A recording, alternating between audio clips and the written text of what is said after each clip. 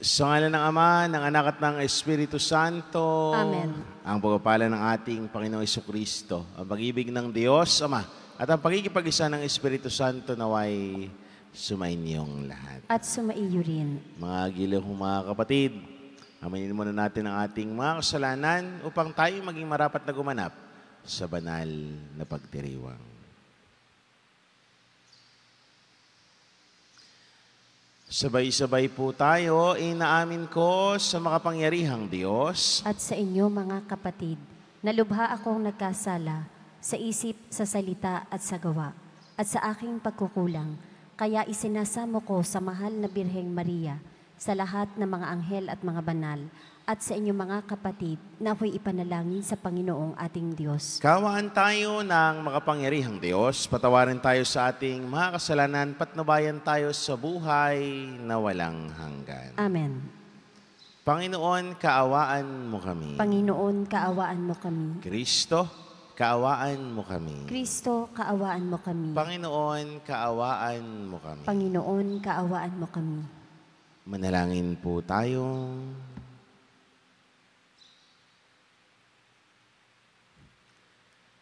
Ama naming makapangyarihan, idulot mong ikaw ay makapiling ng iyong angkan at loobin mong sa pananampalatayang iyong bigay, kami makasalo sa muling pagkabuhay ng iyong anak na pinakamamahal. Sa pamamagitan ng Jesucristo kasama ng Espiritu Santo magpa sa walang hanggan. Amen.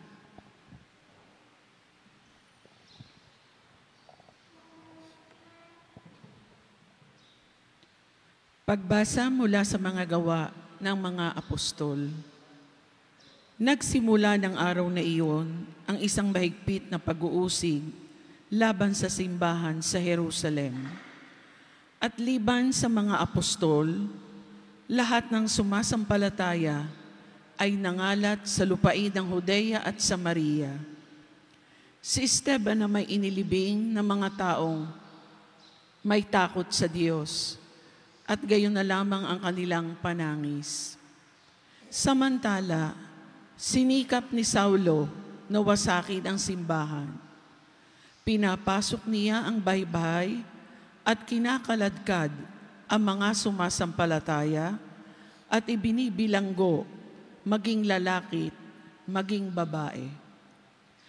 Nangalat ang mga mananampalataya at saan man sila makarating, ay ipinangangaral nila ang salita.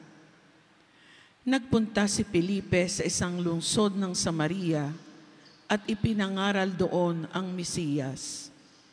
Nang mabalitaan ng mga tao at makita ang mga kababalaghang ginagawa niya, pinakinggan nilang mabuti ang sinasabi niya, sapagkat ang masasamang espiritu ay umaalis sa mga taong inaalihan nito at sumisigaw habang lumalabas. Maraming lumpo at mga pilay ang napagaling. Kaya't nagkaroon ng malaking kagalakan sa lungsod na iyon. Ang salita ng Diyos. Salamat sa Diyos. Salmong tugunan, sangkalupaang nilalang, galak sa puoy isigaw. Sangkalupaang nilalang, galak sa puoy isigaw. Sumigaw sa galak ang mga nilalang at purihin ang Diyos na may kagalakan. Wagas na pagpuri sa Kanya'y ibigay. Ito ang sabihin sa Diyos na dakila, ang mga gawa mo'y kahanga-hanga. Sangkalupaang nilalang, galak sa puoy isigaw. Ang lahat sa lupa, ika'y sinasamba, awit ng papuri, yaong kinakanta. Ang iyong pangalay, pinupuri nila. Ang ginawa ng Diyos, lapit at pagmasdan, ang kahangahangang ginawa sa tanan. Sangkalupaang nilalang, galak sa puoy isigaw. Naging tuyong lupa kahit yaong tubig, at ang nuno natin ay doon tumawid. Kaya naman tayo'y nagalak ng labis, siya'y naghaharing, may lakas ang bisig. Sangkalupaang nilalang, galak sa puoy isigaw.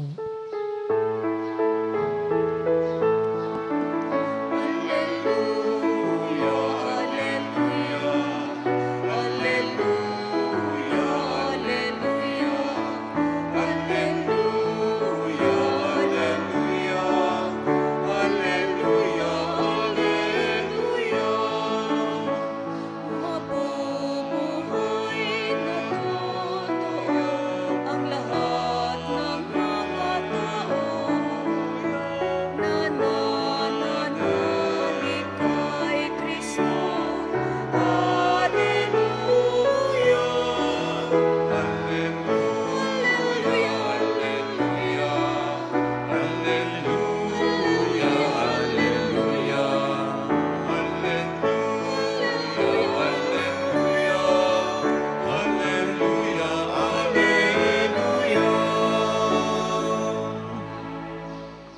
Sumainyo ang Panginoon. At sumaiyo rin. Ang mabuting balita ng Panginoon ayon kay San Juan. Papuri sa iyo, Panginoon. Noong panahong iyon, sinabi ni Jesus sa mga tao, "Ako ang pagkaing nagbibigay buhay. Ang lumalapit sa akin ay hindi na magugutom, at ang nananalig sa akin ay hindi na mauuhaw kailanman. Ngunit sinasabi ko sa inyo, nakita na ninyo ako, gayon may hindi kayo nanalig sa akin. Lalapit sa akin ang lahat ng ibinibigay sa akin ng Ama, at hindi ko itataboy ang sinumang lumalapit sa akin. Sapagkat ako'y bumaba mula sa langit, hindi upang gawin ang kalooban ko, kundi ang kalooban ng nagsugo sa akin. At ito ang kanyang kalooban. Huwag kong pababayaang mawala kahit isa sa mga ibinigay niya sa akin, kundi muli kong buhayin sila sa huling araw. Sapagkat ito ang kalooban ng aking Ama, ang lahat ng makakita at manalig sa anak ay magkakaroon ng buhay na walang hanggan. At sila'y muli kong bubuhayin sa huling araw." Mga kapatid, ang mabuting balita ng Panginoon. Pinupuri ka namin, Panginoong Hesukristo. Magandang umaga po sa inyong lahat. At sa mga giliw nating nakikisa sa ating Facebook Live, magandang umaga din po. Mga giliw ko mga kapatid, meron tayong isang kasabihan, if God calls, He always sustain. If God calls, He always sustain. Mga giliw ko mga kapatid, sa atin hong mabuting balita, pinapaliwanag ko sa atin na Jesus na ang lahat ng lumalapit sa Kanya ay hindi niya itataboy. At ang lahat ng lumalapit sa Kanya ay ibibigay ang lahat ng pangailangan sa buhay. Mga giliw kong mga kapatid, si Jesus na mismo ang nagsasabi, "Ako ang pagkaing nagbibigay buhay. Ang lumalapit sa akin ay hindi na magugutom." Mga giliw kong mga kapatid, ito'y patunay na buhay ang Diyos. Ito'y patunay na hindi tayo pinababayaan ng Diyos. Ito'y patunay na hindi tayo tinatalikuran ng Diyos. Mga giliw kong mga kapatid, sa buhay natin bilang mga mananampalataya, sa buhay natin bilang mga tao, lagi nating isipin na mayroon tayong Diyos. Mayroon tayong Diyos na masasandalan, mayroon tayong Diyos na malalapitan. Mayroon tayong Diyos na handang dumamay sa lahat ng pagkakataon na hinaharap natin sa buhay. Alam niyo mga giliw kong mga kapatid, nung ako ay nagsimula sa seminaryo, hindi ko lubos akalain kung paano ako nakapagtapos at maging pari. Sapagkat nung ako ay umalis sa amin, ay hindi ko makita na ako nga ba talaga ay para sa buhay na ito. Pero lagi kong pinangahawakan, ako ay nasa seminaryo pa, yung kasabihang, if God calls, He always sustain. Sapagkat kung bibilangin ho, ay kahit ang aking magulang at ang aking mga kapatid, sasabihin nila sa akin na mahal ang mag-aral sa seminaryo. Hindi natin kaya ang magpaaral ng isang magpapari sa seminaryo dahil maraming babayaran, maraming kailangang ibibigay. Pero sabi ko sa mga kapatid ko, nung ako ay nasa seminaryo pa, nasimulan na, ay kailangan kong harapin at kailangang tapusin. At lagi kong sinasabi at lagi ko rin naririnig sa aking magulang, may awa ang Diyos. Sa lahat ng pagkakataon sa ating buhay, anuman ang ating hinaharap, anuman ang mga bagay o problema o hamon sa buhay, may awa ang Diyos. Naroon naman palagi ang Diyos handang tumulong, handang magbigay para sa atin. Ano ang kailangan nating gawin? Manalig lamang tayo sa Kanya. Kumapit lamang tayo sa Kanya. Huwag tayong lalayo. Huwag nating hayaan tayo mismo sa ating sarili dahil nakaranas tayo ng maraming pagsubok sa buhay, ay tayo ay uunti-unting magtatanong sa Diyos. Tayo unti-unting lalayo sa Diyos. Bagkus sana, kahit gaano man karami ang problema natin sa buhay, kahit gaano man katindi ito, mas lalo pa tayong kumapit sa Kanya. Yun ho, malimit ang mali natin bilang mga tao, na kapag marami na tayong problema, marami na tayong hinaharap sa buhay, marami na tayong hamong kailangang solusyonan, ang nagagawa natin ay lumayo sa Diyos. Ang nagagawa natin ay magtanong sa Diyos ng mga tanong na, bakit ganito? Bakit ganon? Bakit sila ganito? Bakit kami ganito? Lord, ako na may nagdadasal sa iyo. Ako na may nagsisimba. Ako na may lumalapit sa iyo. Bakit ganito ang aking nararanasan? Mga giliw kong mga kapatid, huwag nating tatanungin ang biyaya na ipinagkakaloob sa atin ng Diyos. Huwag natin tatanungin at subukin ang Diyos sa mga pagkakataon na tayo humaharap sa problema. Bakit? Dahil baka naman nung problema lang ang hinarap mo, tsaka mo lang natanong ang Diyos. Pero nung ikaw ay maluwag sa buhay, ikaw ay nakakatanggap ng biyaya sa buhay, baka nakalimutan mo rin, yun din ay galing sa Diyos. Mga giliw kong mga kapatid, sapat ang ibinibigay sa atin ng Diyos. Hindi lang natin nakikita, malimit, dahil ang nakikita natin ay kapag dumadaan na tayo sa pagsubok at hamon ng buhay. Ang nakikita natin kapag nandoon na tayo sa problema, nakakala natin hindi tayo tinutulungan ng Diyos. Pero mga giliw kong mga kapatid, ipinapaalala sa atin, laging may awa, laging may biyaya na nanggagaling sa Diyos. Una tigit sa lahat, lagi nating titingnan ang biyaya ng buhay. Ilan sa atin na ngayong umaga ay pagising ay maayos. Ilan sa ating mga kapatid na hindi na nakagising ng umaga. Pero tayo'y narito. Unang tigit sa lahat, lagi nating titingnan, biyaya ang buhay. Pangalawa nating titingnan ay biyaya ang hanap buhay. Marami sa atin ang maraming hanap buhay. Marami sa atin ang maraming pinagkakitaan sa buhay. Malimit o lahat tayo ay may pinagkakitaan sa buhay. O kahit man kung minsan wala kang ang pinagkakakitaan sa buhay, may natatanggap ka pa rin sa buhay. Kung titingnan natin, gaano kamabiyaya ang Diyos. Hindi tayo pinababayaan ng Diyos.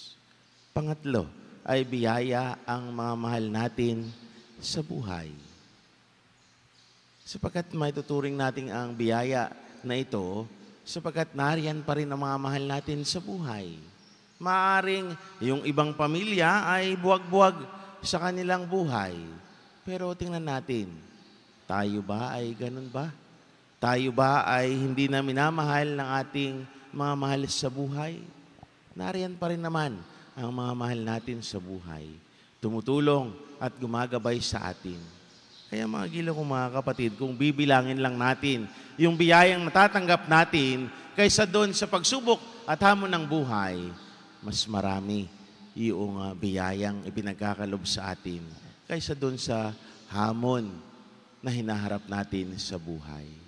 Kaya nga, kung gusto nating maging masaya, maging mapayapa ang ating buhay, tingnan natin kung paano tayo binibiyayaan ng Diyos. Tingnan natin kung paano tayo binibigyan ng Diyos. Tingnan natin yung ipinagkakaloob sa atin ng Diyos. At huwag nating lahat tingnan yung mga pagsubok, problema sa buhay, sapagkat lagi nating iisipin, may awa ang Diyos. If God calls, He always sustains.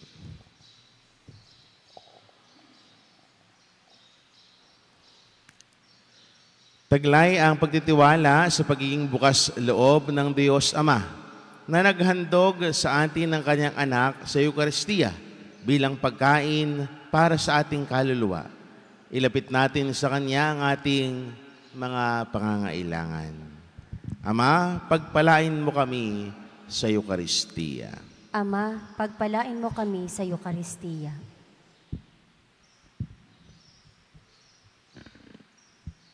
Ang bayan ng Diyos na pinalalakas ng Eukaristiya, naway magkaisang mamuhay sa pananampalataya at pag-ibig, manalangin tayo sa Panginoon. Ama, pagpalain mo kami sa Eukaristiya. Ang mga pinuno ng pamahalaan, naway aktibong makisangkot sa paghahanap ng mga katugunan sa mga pangangailangan at kapakanan ng ating mahihirap na kapatid. Manalangin tayo sa Panginoon. Ama, pagpalain mo kami sa Eukaristiya. Ang mga nag-aakalang hindi nila kailangan ng Diyos sa kanilang buhay, naway maakit na tumanggap ng Eukaristiya. Manalangin tayo sa Panginoon. Ama, pagpalain mo kami sa Eukaristiya. Ang mga may sakit, naway maranasan ang mapagmahal na presensya ni Kristo sa kanilang pagtanggap ng Eukaristiya. Manalangin tayo sa Panginoon. Ama, pagpalain mo kami sa Eukaristiya. Ang mga yumaong tumanggap ng tinapay ng buhay, naway magkamit ng buhay na walang hanggan. Manalangin tayo sa Panginoon. Ama, pagpalain mo kami sa Eukaristiya. Ama naming nasa langit, gawin mo kaming tapat na nagpapasalamat para sa handog mong Eukaristiya na siyang nagbibigay ng pag-asa at kahulugan sa aming buhay. Hinihiling namin ito sa pamamagitan ni Kristo na aming Panginoon. Amen.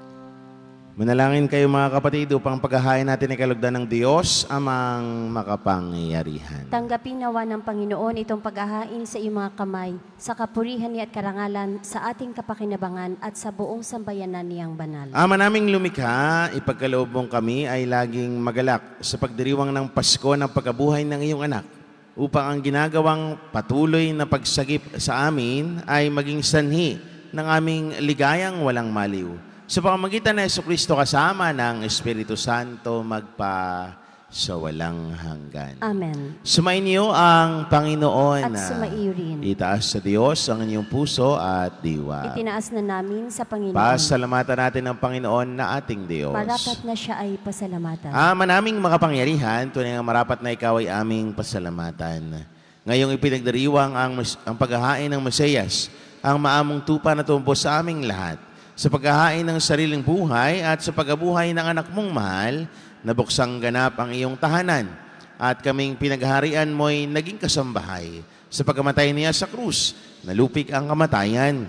Sa kanyang pagkabuhay, naging buhay siya ng tanan. Kaya kaysa ng mga anghel na nagsisiawit ng papuri sa iyo, nang walang humpay sa kalangitan, kami nagbubunyi sa iyong kadakilaan. Santo, Santo, Santo Panginoong Diyos ng mga hukbo, napupuno ang langit at lupa ng kadakilaan mo. O sana sa kaitaasan, pinagpala ang naparirito sa ngalan ng Panginoon. O sana sa kaitaasan.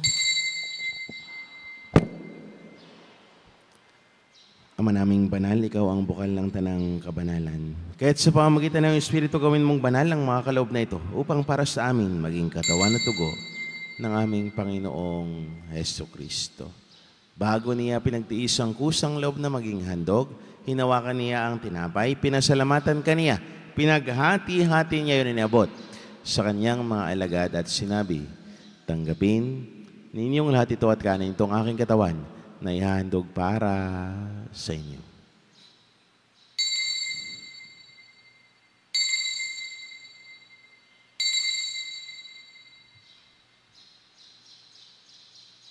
Gayun din naman, nang matapos ang hapunan, hinawakan niya ang kalis, muli kaniyang pinasalamatan. Inabot niya ang kalis sa kanyang mga alagad at sinabi, tanggapin ninyong lahat ito at inumin itong kalis ng aking dugo, anang bago at walang hanggang tipan.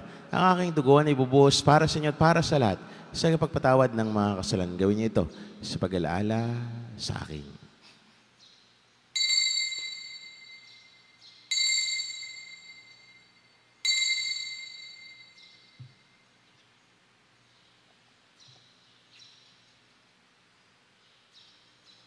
Ipagbunyi natin ang misteryo ng pananampalataya. Si Kristo'y namatay, si Kristo'y nabuhay, si Kristo'y babalik sa wakas ng panahon. Ama, ginagawa namin ngayon ang pag-alaala sa pagkamatay at muling pagkabuhay ng iyong anak. At niaalay namin sa iyo ang tinapay na nagbibigay buhay at ang kalis na nagkakaloob ng kaligtasan. Kami, nagpapasalamat dahil kami yung minarapat at tumayo sa harap mo para maglingkod sa iyo. Sinasamo namin kami magsalo-salo sa katawan at dugo ni Kristo ay mabuklod sa pagkakaisa sa pamagitan ng Espiritu Santo. Ama, lingapin mo ang iyong simbahang laganap sa buong daigdig. Puspusin mo kami sa pag-ibig kay San Francisco, naming Papa, ni Gilbert naming Arsobispo, at ng Tanang Kaparian. Alalahanin mo rin ang mga kapatid naming nahimlay na may pag-asang sila'y muling mabuhay, gayon din ang lahat ng mga pumanaw.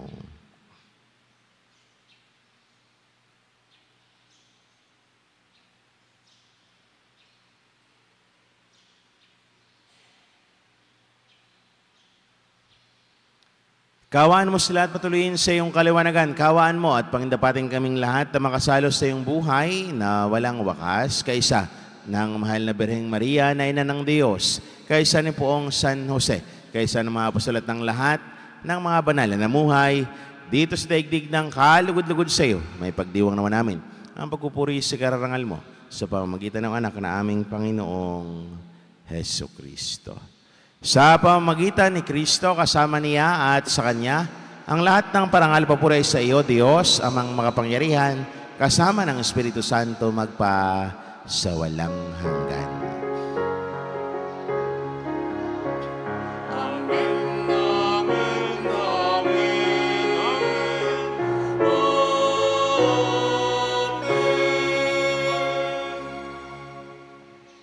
Sama-sama nating dulog sa Diyos ang ating mga kahilingan sa panalangin tinuro niya sa atin.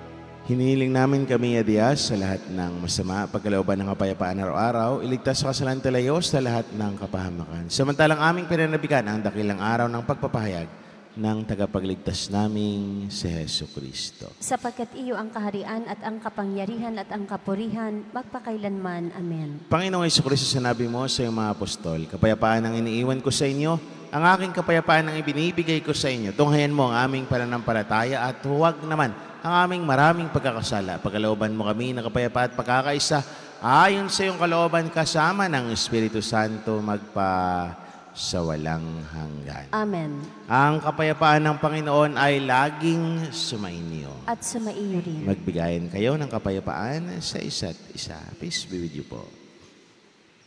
Kordero ng Diyos na nag-aalis ng mga kasalanan ng sanlibutan, maawa ka sa amin. Kordero ng Diyos na nag-aalis ng mga kasalanan ng sanlibutan, maawa ka sa amin. Kordero ng Diyos na nag-aalis ng mga kasalanan ng sanlibutan, ipagkaloob mo sa amin ang kapayapaan.